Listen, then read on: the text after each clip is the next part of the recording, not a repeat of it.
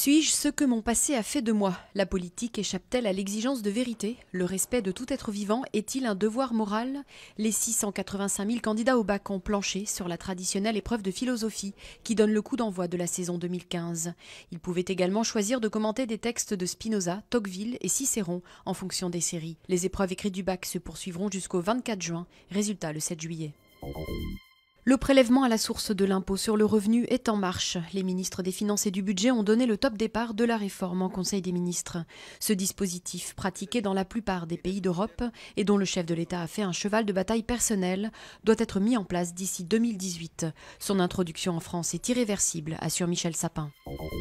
Alors que l'échéance d'un possible défaut de paiement se rapproche, le gouvernement grec est toujours sous pression. Le Premier ministre Alexis Tsipras a été sommé par Washington de prendre des initiatives sérieuses pour trouver un accord avec ses créanciers, après avoir émis des signaux contradictoires.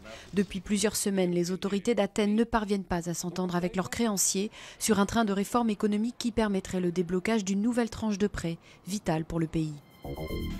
Le milliardaire américain Donald Trump s'est lancé dans la course à la Maison-Blanche, rejoignant la douzaine de candidats républicains déjà en lice.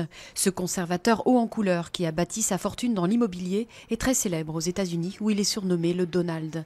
Il a vertement critiqué la classe politique lors d'un rassemblement à New York depuis la Trump Tower sur la 5e avenue, rythmé par une chanson de Neil Young, sans l'autorisation du rocker canadien qui n'a guère apprécié.